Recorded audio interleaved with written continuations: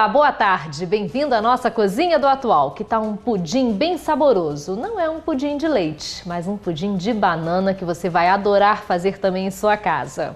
Ingredientes na nossa bancada: a banana já está aqui cortadinha. Nós vamos usar a banana prata. Olha só, ela tá bem graúda essa, né, Divina? Dependendo do tamanho das bananas, aí você vê quantas bananas você vai usar, tá? Na nossa receita, a gente está pedindo uma quantidade. Se as bananas forem pequenininhas, você pode usar mais um pouquinho, combinado? Aqui eu já tenho uma gelatina em pó, incolor e sem sabor, já hidratada, do jeito para que a gente possa depois bater no liquidificador. Isso você também faz conforme as instruções do sachê da gelatina. E em uma panela maior, nós vamos colocar o leite. Esse pudim não vai para o forno, nós vamos assar aqui mesmo na panela. Vamos colocar o leite condensado, bom demais. É uma outra receita coringa que eu costumo falar, para a gente ter sempre anotado. E em qualquer ocasião você pode fazer um doce saboroso. Vamos peneirar essas gemas. Geralmente, para fazer esses cremes, a gente dá essa peneirada para que não fique com o cheiro do ovo.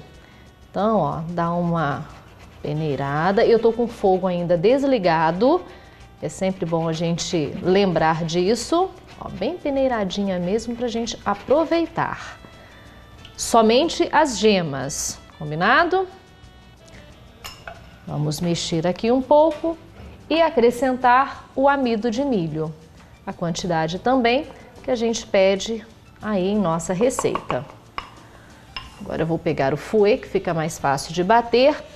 Primeiro você dilui esse amido de milho. Enquanto ele estiver com pelotinhas, não pode ligar o fogo, tem que estar completamente dissolvido aqui nessa mistura, para depois você começar, ó, a esquentar. Esse creme vai ficar bem grossinho, vai ficar bem cremoso e vai dar um toque muito especial ao nosso pudim. Então vamos ao nosso primeiro passo de mágica para o nosso creme ficar pronto. Bom, nosso creme já está preparado, olha como fica bonito, cheiroso demais. E nós vamos agora bater tudo no liquidificador. Vou colocar primeiro o creme de leite, até por causa da textura e ficar mais fácil, né, do movimento inicial aqui do liquidificador. Um pouquinho de bananas, aliás, todas as nossas bananas. Lembrando que nós estamos usando a banana prata, no caso aqui para nossa receita, e vai depender do tamanho das bananas que você encontrar para você utilizar a quantidade. Então, todas as bananas e agora vamos colocar o nosso creme. Vou com uma concha que fica um pouco mais fácil. Isso tudo nós vamos bater no liquidificador e virar o nosso pudim. Como eu disse, ele não vai ao forno, ele vai para a geladeira. Olha que delícia! Nossa, está um cheiro maravilhoso. Com essa banana vai ficar mais especial ainda. Vamos bater tudo no liquidificador. Depois de bater tudo isso, você já deixe preparada uma forma de pudim, né? Tradicional, aquela forma com um buraco no meio. E coloque um pouquinho assim de óleo, pode ser até um óleo de canola ou de girassol, né, que o sabor é mais sutil um pouco. Então você dá uma pincelada e coloque um pouquinho de água também. Então nós vamos levar tudo isso para bater aqui no liquidificador, pedindo mais um passe de mágica.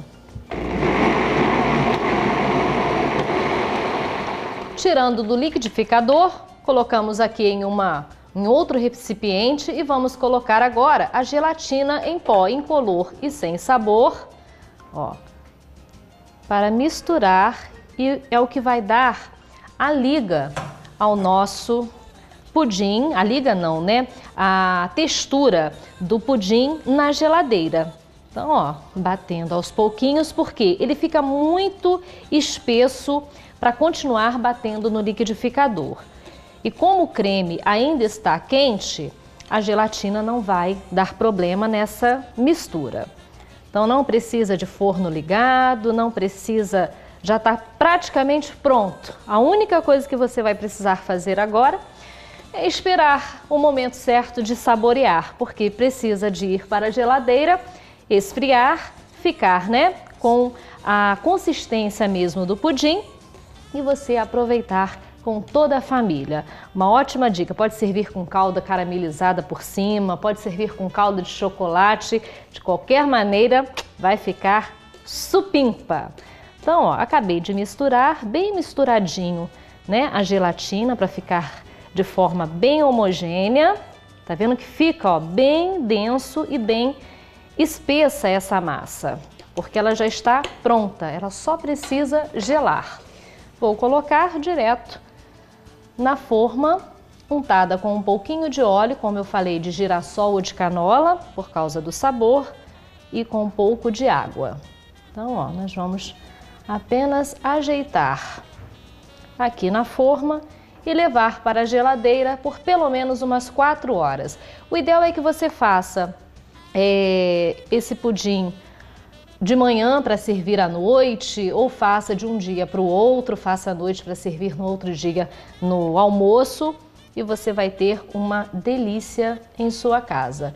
Não é um coringa também? Eu costumo falar isso, são receitinhas que a gente tem sempre que ter anotado no caderninho. Vai ter lá no nosso site, aliás, o seu caderno agora é o site aqui do Atual, né? Que é o www.atual.tv.br. Você não precisa nem de anotar, é só acessar o nosso site e procurar a receita que você mais gosta, ou aquela que você esqueceu e quer fazer de novo, tem a busca, tudo explicadinho. Então, no terceiro bloco, eu volto mostrando esse pudim de banana maravilhoso para você. Não perca, o Atual está apenas começando e eu volto já já.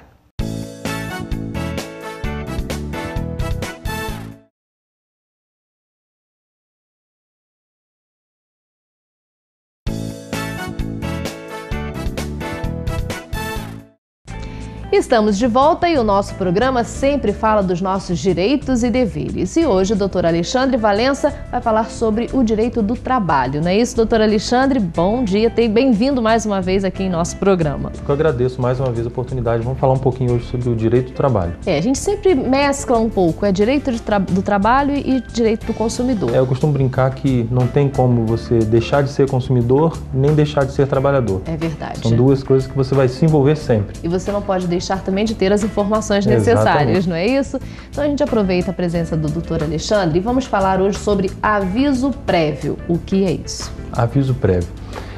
Toda vez que há uma relação de trabalho, e a gente entende relação de trabalho pelos critérios que a própria CLT trata. CLT é a Consolidação das Leis do Trabalho. Isso. Lá em 43, 44 foi editada uma lei que estabeleceu todos os critérios de proteção do trabalhador.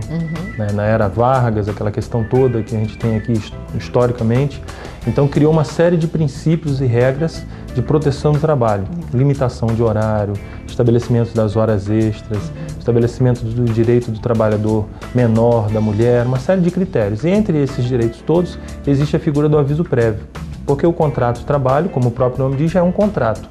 Então, um contratante não pode surpreender o outro com uma rescisão imotivada, ou seja, sem uma justa causa. Esse é o primeiro aspecto que a gente pode abordar também. Aviso prévio é para dispensa, para rescisão sem justa causa. Quando há justa causa, tanto por parte do empregador, quando a CLT estabelece uma série de critérios, que o empregado, se descumprir aqueles critérios, ele pode ser dispensado com justa causa. O que mudou em relação ao aviso prévio? A Constituição ela veio em 88 e recepcionou a CLT. O que quer dizer recepcionar? Ela entendeu que a CLT, em seus artigos, salvo raríssimas exceções, estavam compatíveis com todos os princípios que a Constituição trazia lá no seu artigo 7º, que são os direitos sociais.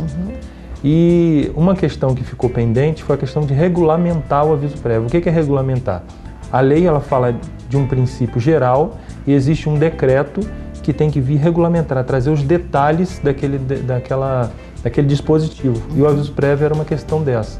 Aí agora, recentemente, na semana passada, a presidente Dilma editou o decreto, publicou o decreto que regulamentou o aviso prévio. Sim. E como fica a situação do trabalhador depois disso? Então, assim, o aviso prévio, só para entender, muito embora se fale em aviso prévio quando a empresa dispensa e pedido de demissão quando o empregado dispensa, na verdade o critério de aviso prévio é para ambas as partes. Sim. O empregado, quando quer sair do trabalho, ele tem que avisar previamente o empregador e vice-versa. Então, a regra funcionava da seguinte forma: eram 30 dias de aviso, independente do tempo de serviço, independente de qualquer outro critério. Aí o decreto recente agora, o que ele estabeleceu? Para o empregado que tenha até 1 ano de trabalho, ele vai ter um aviso prévio de 30 dias. Sim. Só que estabeleceu um parágrafo único nessa lei que fala o seguinte: para cada período de 1 ano completo, o funcionário ou a empresa terá que conceder mais 3 dias de aviso prévio. Aí que gerou o problema, porque o aviso prévio pode chegar até 90 dias, ao invés só de 30. Na prática, isso fica meio estranho, né? Recebeu críticas da parte dos empregados, dos empregadores e da doutrina. Porque a lei ela deixou de tratar de um monte de critério, vai gerar um monte de brecha que vai ter que ser interpretada. A Justiça do Trabalho vai ter que resolver uma série de controvérsias. Por exemplo, o funcionário que é dispensado, ele tem direito de reduzir sua jornada em 2 horas. A lei não falou como é que vai ser isso. Se vai ser proporcional, se vão ser 2 horas até o final, como que vai ser esse critério. Então isso vai ter que ser objeto de interpretação. Quer dizer, ficou no ar e não resolveu nada. Não resolveu, efetivamente não. Porque a regulamentação serve justamente para tirar as dúvidas, e essa regulamentação de fato não esclareceu, não. E acontece até um desgaste dentro das empresas, né, entre empregadores e empregados em relação a o que eu faço agora. Exatamente, fica ruim porque o empregador não sabe quais são os exatos critérios. Isso, quando a gente fala em um funcionário, é simples. Né? 3 dias para um funcionário é simples, mas para uma empresa que tem uma mão de obra grande, um quadro de funcionários grande, melhor dizendo, isso reflete. Né? Então já existem, os estudiosos dizem que isso vai em contramão do que tem sido feito, porque vai gerar uma informalidade. Isso é válido para qualquer pessoa que tenha a carteira assinada? Qualquer vínculo de trabalho. Empregados domésticos, tudo isso? É uma outra questão também, porque embora a lei fale de aviso prévio, daquilo que está na CLT, a doméstica ela tem uma regulamentação própria. Então já pode gerar uma dúvida se aplica também para a doméstica ou não. Nossa, que confusão, hein? A grande verdade é que a lei veio para confundir ainda mais. Ela veio muito vaga. E quando a lei ela não existe, quase que desse decreto, quando ele não existia, quase que ele era melhor do que existindo de forma tão vaga assim. E como então a gente pode, na prática, né, facilitar isso daqui para frente? Os critérios gerais são esses. Então, o funcionário que tem 1 ano, 30 dias de aviso prévio. Ou quando ele vai pedir demissão, também 30 dias. Sim. Agora, quando ele tem 1 ano e 11 meses, ainda 30 dias. Porque ele só vai ter direito aos 3 dias adicionais na medida que ele completar mais 1 ano. Então, depois de 1 ano, quando ele completar 1 ano, mais 3 dias. 2 anos, mais 3 dias. E assim sucessivamente, até que ele complete no máximo de 90 dias, contando os 30 iniciais e até mais 60 pelo seu tempo de serviço. Ui, a cabeça agora pegou fogo, né? É tanta informação, é complicado. Porque assim, a cada ano 3 dias, basicamente é isso. Se você tem 5 anos, além do período de 1 ano, você vai ter mais 3 dias para cada 5 anos. Então, no próximo bloco, nós vamos falar quando isso na prática não acontece e a coisa fica meio assim, entra numa briga, entra numa questão judicial. O que a gente pode fazer no próximo bloco?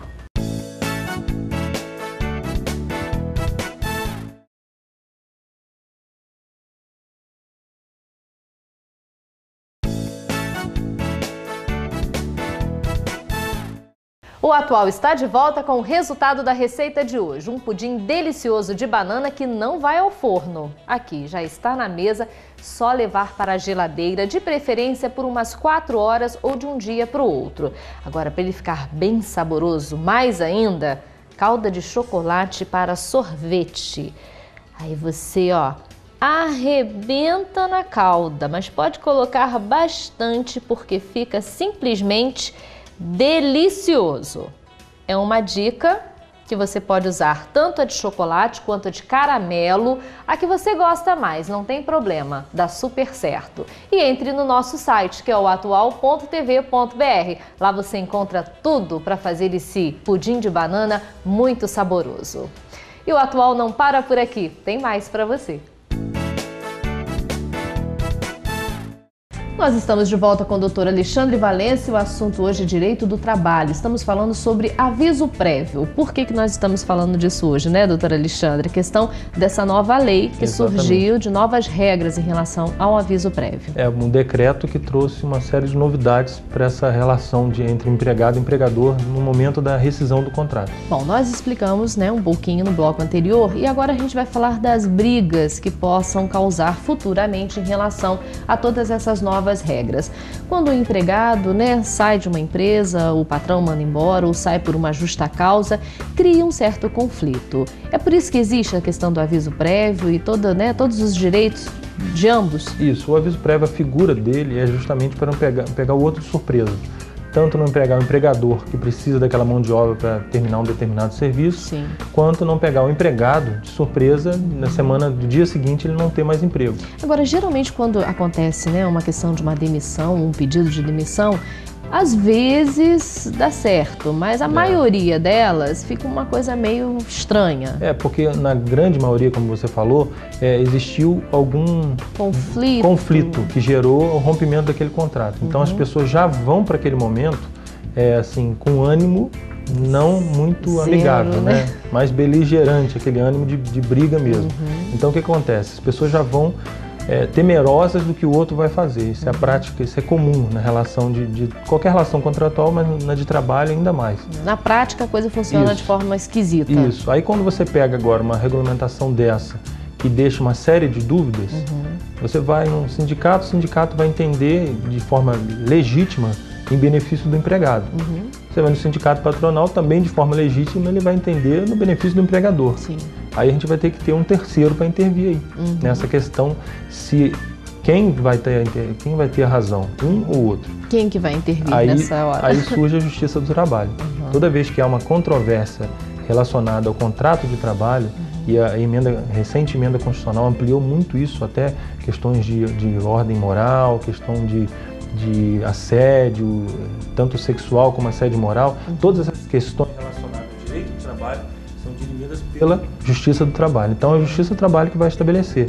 Se a dúvida parte do empregador, se o descontentamento parte do empregador, o que quer dizer isso? Ele quer pagar e o funcionário não quer receber, ele tem uma ação que ele vai entrar com uma ação contra o funcionário. É possível também, embora seja menos comum. Sim. É uma ação de consignação em pagamento, que ele vai entrar na justiça e falar: Justiça, eu entendo que o aviso prévio dele é dessa forma, então deu X, estou aqui depositando para que ele venha receber. E quando o empregado está insatisfeito com o que recebeu ou com o que deixou de receber, ele vai buscar, através de uma ação judicial também, a declaração daquele direito dele.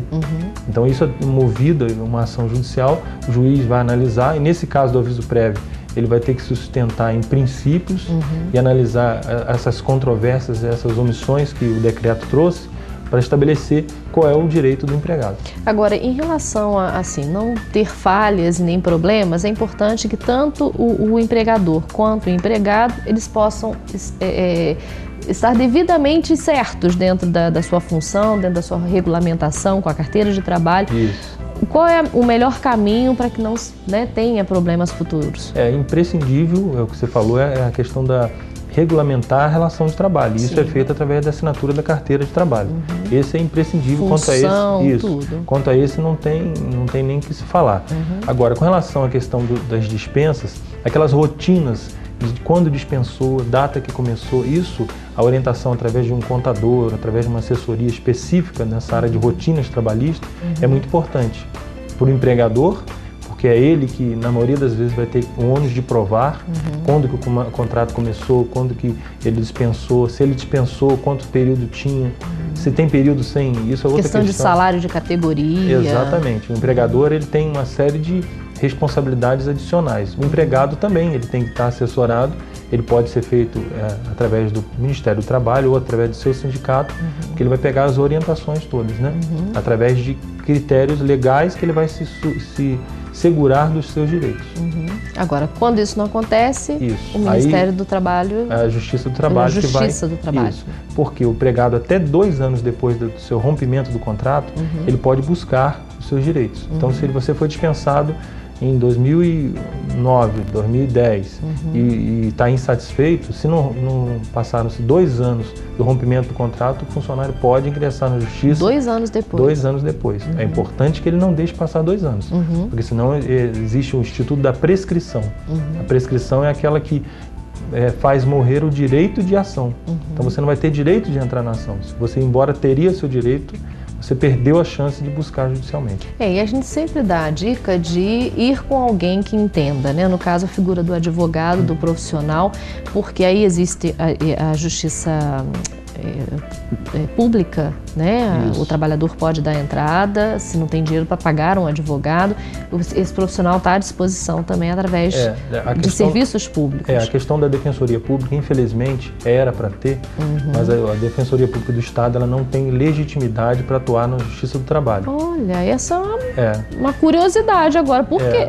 Porque ela é uma justiça estadual, então ela é específica para a Justiça do Estado. Então, é mais agora, informação. Existe a Defensoria Pública da União, só que ela não tem quadro suficiente para instalar um defensor público em cada município. Cidade, O que a gente orienta é que eles procurem um sindicato, o sindicato dá assistência gratuita no sentido de só receber os honorários de sucumbência, quer dizer, os honorários da parte vencida da empresa, ou as universidades também que oferecem esse tipo de assessoria escritório jurídica. de práticas, né, forenses que chamam. É importante demais o funcionário estar assistido por um advogado, de sua confiança. É importante isso, né? A gente não sabia. Mas dá o nosso e-mail de contato e também o telefone para que as pessoas possam fazer as suas perguntas de forma mais individual. O telefone é o 22-2527-1054 e o e-mail é meudireito@bol.com.br. Agora, se quiser mais perguntas, é só entrar em contato direto com o Dr. Alexandre, que ele responde com a maior boa vontade, não é isso? Exatamente. Obrigada mais uma vez pela sua presença e até a próxima. Até a próxima, Luciano. O Atual mais uma vez fica por aqui, mas amanhã estaremos de volta a partir de 12h15. Assista agora o SBT Jornal.